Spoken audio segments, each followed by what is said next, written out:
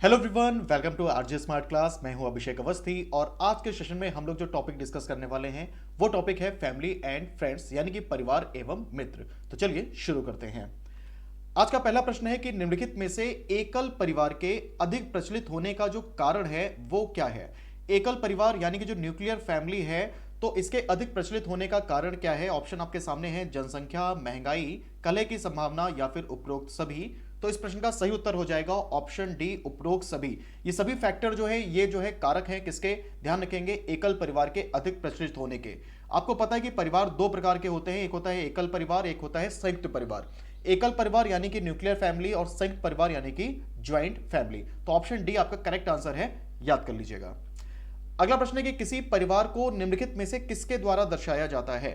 तो किसी भी परिवार को निम्नलिखित में से किसके द्वारा दर्शाया जाता है। पारिवारिक चार्ट, पारिवारिक वृक्ष, पारिवारिक मानचित्र या फिर उपरोक्त सभी। तो इस प्रश्न का सही उत्तर हो जाएगा ऑप्शन बी, पारिवारिक वृक्ष यानी कि फैमिली ट्री के द्वारा। आप लोगों ने पढ़ा होगा कि अगर मान लीजिए कि जैसे कि ए है, ए का कोई पुत्र है बी, तो वो से एक जनरेशन नीचे होगा इस तरीके से। बी की एक बहन है सी, कुछ इस तरीके से। तो इस तरीके से हम लोग एक ग्राफ जैसा जो बनाते हैं फैमिली में आपस में जो रिलेशन है लोगों के बीच में, उसको दर्शाने के लिए, तो उसे ही फैमिली ट्री या फिर पारिवारिक वृक्ष कहा जाता है। अगला प्रश्न है कि निम्नलिखित में से प्राथमिक समाजीकरण क्या है। निम्नलिखित में से जो प्राथमिक समाजीकरण है वो क्या है, बताइए। शुरुआती आयु में परिवार से सीखना, समाज से सीखना, प्राथमिक स्तर पर समाज से सीखना या फिर शिक्षकों का अनुसरण करना। तो प्राथमिक समाजीकरण का जो उदाहरण है वो है ऑप्शन ए, शुरुआती आयु में परिवार से सीखना। बच्चों को समाजीकरण का जो पहला पाठ है वो उसको उसके परिवार के द्वारा प्राप्त होता है। बच्चों का पहला टीचर उसकी मां को कहा जाता है। बच्चों का जो पहला स्कूल है उसके परिवार को कहा जाता है। तो समाजीकरण का जो पहला पाठ है वो बच्चों को उसके परिवार के द्वारा प्राप्त होता है, याद रखिएगा। अगला प्रश्न है कि निम्नलिखित में से कौन सा परिवार का मुख्य कार्य नहीं है। सामाजिक सुरक्षा, वंश वृद्धि, समाजीकरण या फिर उपरोक्त सभी। इनमें से कौन सा परिवार का मुख्य कार्य नहीं है।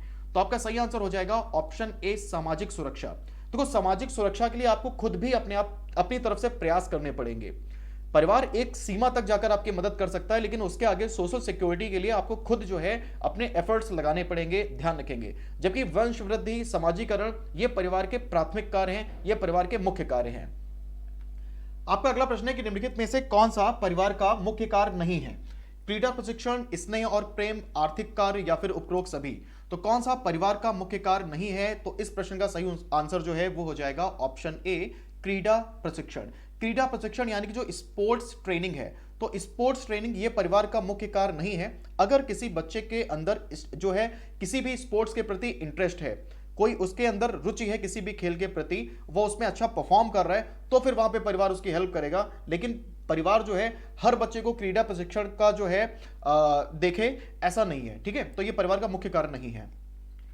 नेक्स्ट क्वेश्चन है कि संयुक्त परिवारों में जो आश्रित व्यक्ति होते हैं तो उनकी देखभाल में कोई भी परेशानी नहीं होती है। आश्रित व्यक्तियों में किनको किनको शामिल किया जाता है, बताइए। आश्रित जो व्यक्ति होते हैं यानी कि जो डिपेंडेंट पर्संस होते हैं, उसमें किसे किसे जो है शामिल किया जाता है। तो इसका सही आंसर हो जाएगा ऑप्शन डी, उपरोक्त सभी। जो बच्चे हैं, इसके अलावा जो वृद्ध व्यक्ति हैं, अस्वस्थ व्यक्ति हैं, इन सभी को सहायता की जरूरत होती है, इन सभी को देखभाल की जरूरत होती है। अब चूंकि जो ज्वाइंट फैमिली है उसमें अधिक लोग होते हैं, अगर हम लोग एकल परिवार से कंपेयर करें तो इसीलिए यहां पर ये जो आश्रित व्यक्ति है इनकी देखभाल अच्छे से हो सकती है। नेक्स्ट क्वेश्चन है कि एकल परिवारों की अपेक्षा संयुक्त परिवारों में कार्यभार कम होने का कारण क्या है। तो एकल परिवारों की अपेक्षा जो संयुक्त परिवार हैं उसमें कार्यभार कम होने का जो कारण है वो क्या है। ऑप्शन आपके सामने है, कार्यभार का बढ़ जाना, कार्यों को कुशलता पूर्वक करना, कार्यों का व्यवस्थित स्वरूप होना या फिर कर्तव्यों की उपेक्षा। तो आपका सही आंसर हो जाएगा ऑप्शन ए, कार्यभार का बढ़ जाना। जैसे कि मान लीजिए कि कोई एकल परिवार है जिसमें दो ही लोग हैं, तो उन दो लोगों को जितने भी कार्य हैं घर से संबंधित वो सभी करने पड़ेंगे। अब अगर संयुक्त परिवार है उसमें अधिक लोग हैं तो कार्यों को बांटा जा सकता है। अधिक लोग मिलकर अगर उसी कार्य को करेंगे तो वो कम समय में कर सकते हैं, ध्यान रखेंगे। तो इसीलिए जो कार्यभार है वो कम हो जाता है। निम्नलिखित में से परिवारों के टूटने के फलस्वरूप बच्चों पर होने वाली जो प्रतिक्रिया है वो क्या है। अगर कोई जो ज्वाइंट फैमिली है वो कन्वर्ट होती है न्यूक्लियर फैमिली में, तो बच्चों पर इसके क्या दुष्प्रभाव पड़ते हैं आपको ये बताना है।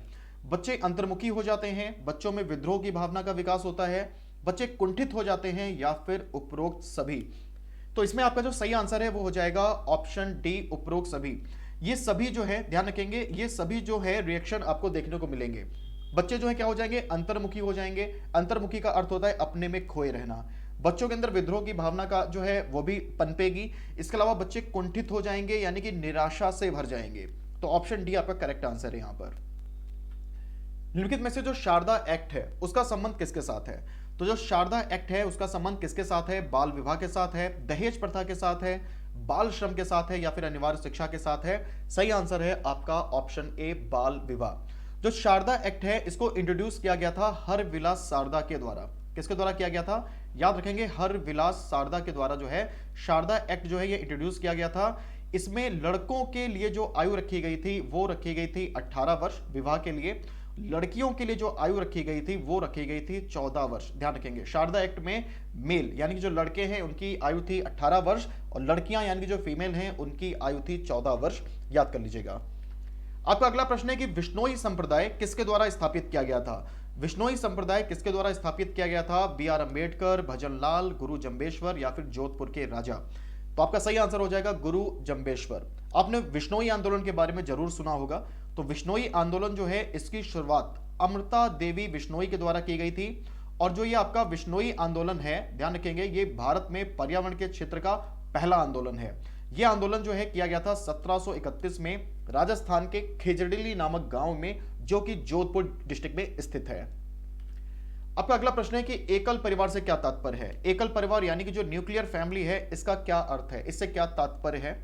वर्ष 1995 के बाद बना परिवार, केवल पति और पत्नी, जिसमें माता पिता, दादा दादी, बच्चे हों, जिसमें माता पिता एवं बच्चे हों। तो आपका सही आंसर हो जाएगा ऑप्शन डी, जिसमें माता पिता एवं बच्चे होते हैं। हाँ, एक चीज आप ध्यान रखेंगे कि बच्चे अविवाहित होने चाहिए, मैरिड नहीं होने चाहिए।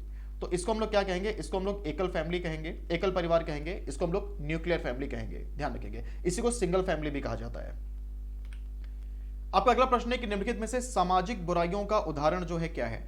बाल विवाह, दहेज, बाल श्रम, या फिर उपरोक्त सभी? तो निम्नलिखित में से जो सामाजिक बुराइयां हैं उसका उदाहरण क्या है? तो इसका आंसर जो है वो हो जाएगा ऑप्शन डी, उपरोक्त सभी। ये सभी सामाजिक बुराइयों के उदाहरण हैं। बाल विवाह है, दहेज है, बाल श्रम है, ये सभी सोशल लेवल्स हैं, ये सभी सामाजिक बुराइयों के अंतर्गत शामिल की जाती हैं। नेक्स्ट क्वेश्चन है कि निम्नलिखित में से परिवार की इकाई क्या होता है? Which of the following is the unit of family? प्रत्येक व्यक्ति, पिता, माता, या फिर भाई बहन? तो परिवार की इकाई कौन होता है? ध्यान रखेंगे, परिवार की इकाई होता है प्रत्येक व्यक्ति। हर एक व्यक्ति से मिलकर ही उसके परिवार का निर्माण होता है। हर एक व्यक्ति महत्वपूर्ण है अपने परिवार में। तो ऑप्शन ए आपका सही आंसर है। नेक्स्ट क्वेश्चन है कि बच्चों का पहला गुरु, बच्चों का पहला टीचर किसे कहा जाता है?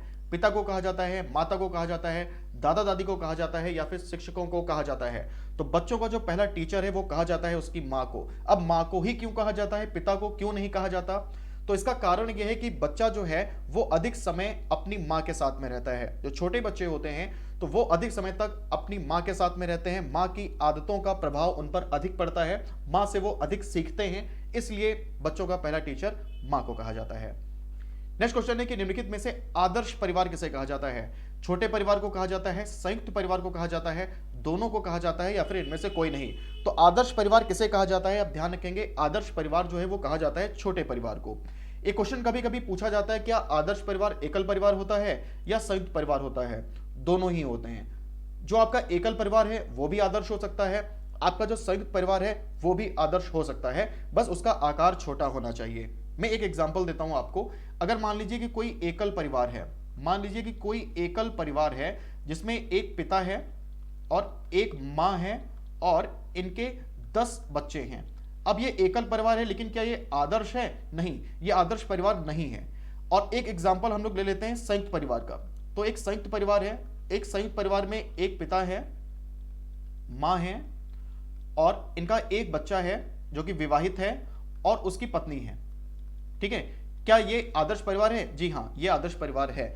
तो परिवार का आकार छोटा होना चाहिए। आप लोग बचपन से सुनते आ रहे होंगे, छोटा परिवार सुखी परिवार, एक स्लोगन है ना। तो आदर्श परिवार कहा जाता है छोटे परिवार को। वो एकल भी हो सकता है और संयुक्त भी हो सकता है। आगे बढ़ते हैं। निम्नलिखित में से बालक को दिए जाने वाले आराम और प्रेम का उदाहरण जो है वो क्या है? वह जिस परिवार में रहता है, वह जिस समाज में रहता है, वह जिस घर में रहता है, या फिर वह जिन साधनों का प्रयोग करता है? तो बालक को दिए जाने वाले आराम और प्रेम का उदाहरण है वह जिस परिवार में रहता है। बालक को आराम, बालक को प्रेम, आर्थिक सहयोग, ये सब कहां से मिलता है? उसके परिवार से मिलता है, और यही इसका सबसे बड़ा एग्जाम्पल है। निम्नलिखित में से किस अधिनियम के अंतर्गत हिंदू विवाह को एक सामाजिक समझौता माना जाता है? तो किस अधिनियम के आधार पे जो हिंदू विवाह है उसको एक सामाजिक समझौता माना जाता है? तो इस प्रश्न का सही उत्तर हो जाएगा हिंदू विवाह अधिनियम 1955। तो हिंदू विवाह अधिनियम 1955 के अनुसार जो हिंदू विवाह है उसको एक सामाजिक समझौता माना जाता है, सोशल सेटलमेंट माना जाता है, याद कर लेंगे। आपका अगला प्रश्न है कि शारदा एक्ट जो है वो कब पारित हुआ था? शारदा एक्ट कब पारित हुआ था? तो शारदा एक्ट जो है वो कब पास हुआ था? ध्यान रखेंगे 1930। 1929 में ये बनके तैयार हुआ था और 1930 में इसको लागू कर दिया गया था। हरिविलास शारदा ने इसे तैयार किया था।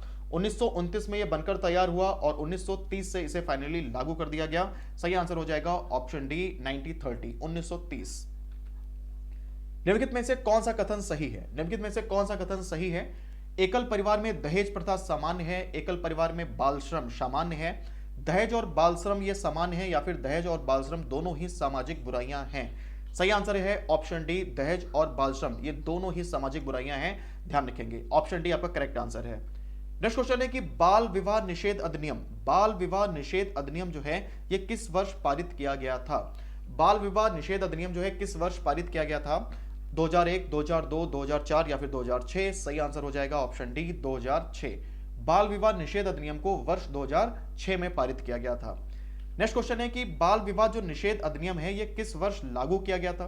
पारित तो 2006 में से किया गया, लेकिन इसको लागू कब किया गया?